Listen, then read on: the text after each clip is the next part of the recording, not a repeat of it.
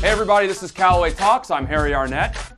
You don't know who this guy is by sight, but you know the television network that he runs, Golf Channel. This is Mike McCarley, president of Golf Channel. Mike, I know that this has been a lifelong dream of yours to be on the program here. It actually is. It's finally years in the making. Well, since you came to the Golf Channel, how long has it been? 3 years? 3 years, yeah. 3 years as the man with the big chair and the big pen at the Golf Channel. We thought it'd be awesome to have you on here. Not because your representation kept hammering us to get you on our program, so we finally caved. But we thought it'd be great to have you on here because not only are obviously we big fans of the stuff that you guys are doing, of course, as golfers and as partners. Thank you. But we're about to do something, I think, or you guys are, and we're a little tiny piece of it that I know you guys are really proud of, and we are too, and that's the Arnie documentary. Yeah. How did that come about of the idea to do something like that? Well, it actually started almost 3 years ago. Pretty soon after I started this job, I was living at Bay Hill for the first 6 months or so of being here, and you're surrounded with all this great history of Mr. Palmer's life and career, and both on and off the golf course. I mean, you feel that when you drive through the gates. You feel like you are driving into, I won't say a museum because that makes it sound antiquated, but you really feel like you're entering sort of this hallowed golf ground. Yeah. I mean, you really feel that. Look, you walk the halls of the clubhouse and you've got these photos of Mr. Palmer with, current greats of the game, the legends of the game, and plus, presidents and probably kings and queens and all sorts of Hollywood celebrities as well. And it just kind of makes you start to think about what a great life he's had and how interesting and compelling and unbelievably just, no one could really believe everything that he's been through. So it really started then. He and I started talking about it.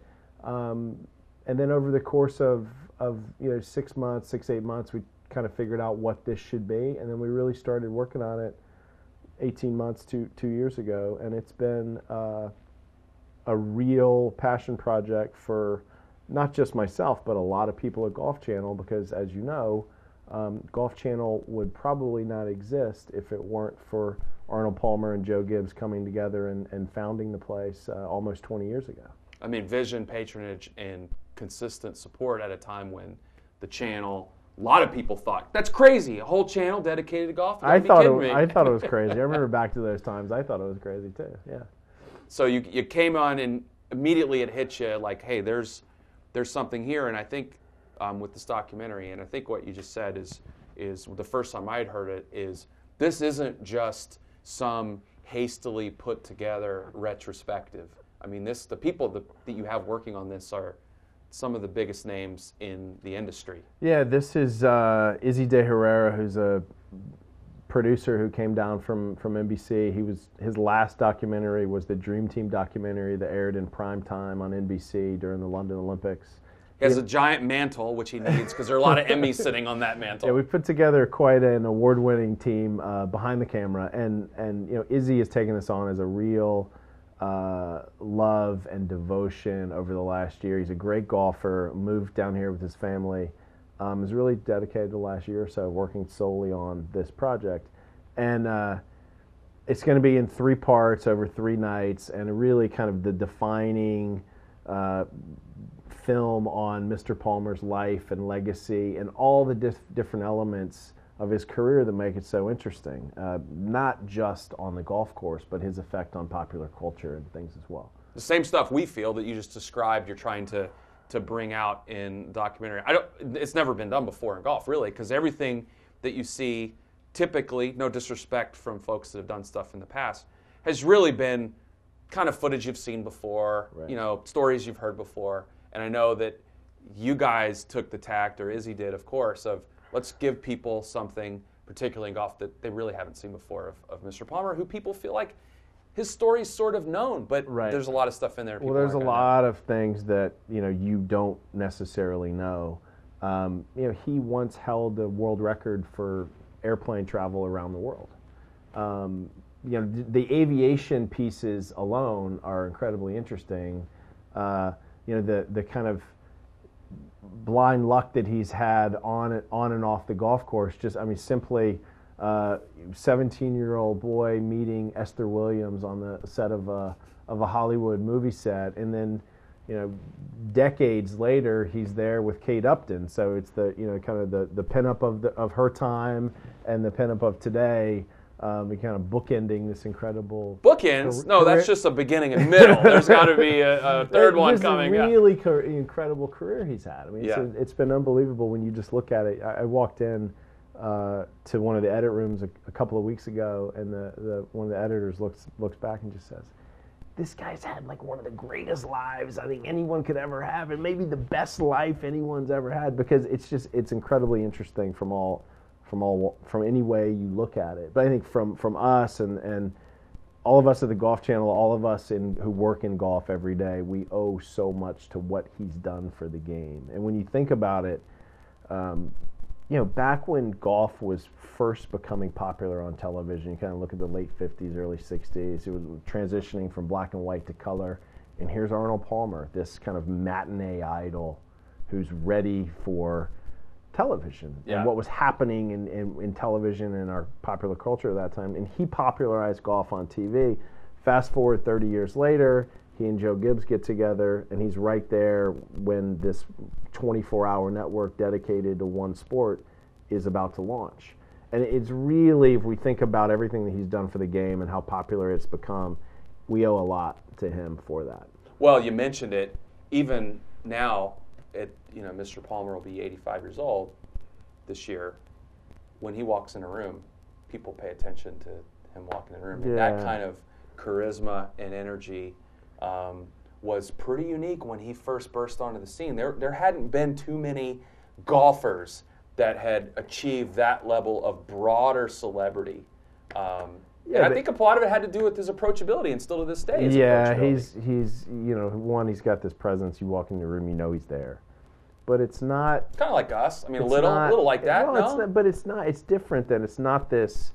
Hey, I'm here. I'm going to be loud, and he is as that's not like me. He is as genuine as you can possibly be, and I think that the guy that you get sitting and talking, and the guy that you get that's standing up in front of thousands of people in a room is the exact same guy, and that's really, really rare in this day and age. I mean, he can make you feel like you're the only person in the room when he's talking to you. And it's the same thing that happens when he's walking up and down the fairway. I mean, when he gives you that thumbs up, thousands of people are on the fairway, and they all think he looked right at him, and they all go home and tell their family and their friends, Arnold Palmer was on the first tee, gave me the thumbs up. He looked right at me right before he went out on his round that day.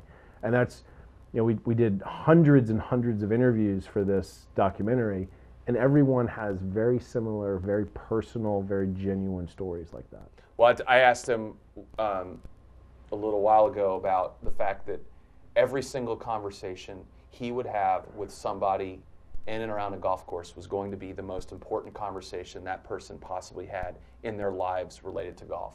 And how did he feel about that? And he sincerely said, I treated it like it was mine as well. And I think that's what built up that army, which is why we're still in awe of this man. Yeah. And I think that the thing that you guys have done with the documentary, I think, is also really, really cool. And this is probably building a connection, in a deeper way. Is you guys aren't just rolling out a documentary. You're doing it. You're treating it with the respect something like that has. And also, the thing I'm excited about is you're kind of satisfying my binge watching needs by giving me a little bit and then giving me it all at the end so I can watch the whole thing. So how is this? Tell us a little bit about how it's rolling out. Well, look, when we kind of embarked on the subject matter, you look at how much there really is and how much you really need to cover, just the sheer volume of the career, on the golf course and off the golf course. We divided it into 3 different subjects. So the first night, which is Sunday night after the Masters, is Arnie and his army, and it's really all about his relationship with the fans, which is so special and so unique. And that, to me, I think is what has made him such a genuine, character in the world of sports that you just don't find anymore. The second night, which is Monday night after the Masters, is really dedicated to his golfing career, and it's all about Mr. Palmer and his kind of dramatic turns that he's had at all the majors. Both, three of them ending up in these amazing wins, and then the PGA Championship, which he was really never able to get and got really, really close. And then the last night is really about his legacy and everything that he's created, from what he's done with the PGA Tour, creating the Champions Tour, the hospital here in Orlando and how many lives it's touched, the aviation, the business, the iced tea, IMG just being sold for $2.4 billion. He and Mark McCormick created that on a handshake. There is a tremendous legacy that really ties back into how incredibly genuine he is and how special he makes every one of those individual interactions, because the people he's got involved with over the years from a business standpoint, they all talk about that the same way. Who is more genuine than Arnold Palmer?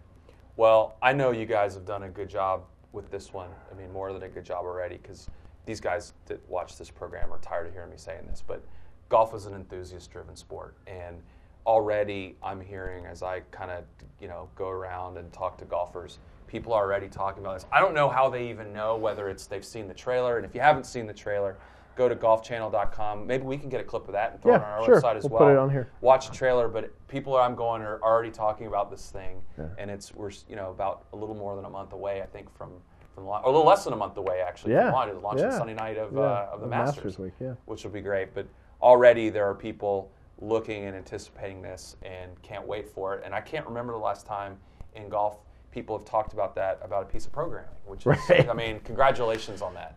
Well, thank you. I think it's all about the subject matter. I think people are still completely intrigued by this man who lives this life that's larger than life.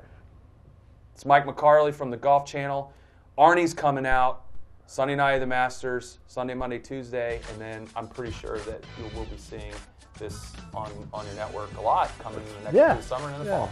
Yeah, absolutely. Why not? Thanks for being here. Thank you. Appreciate it. Come back. Will do. Okay. Will do. Maybe when they do Harry, the documentary. Okay, we won't wait that long. Come back before then.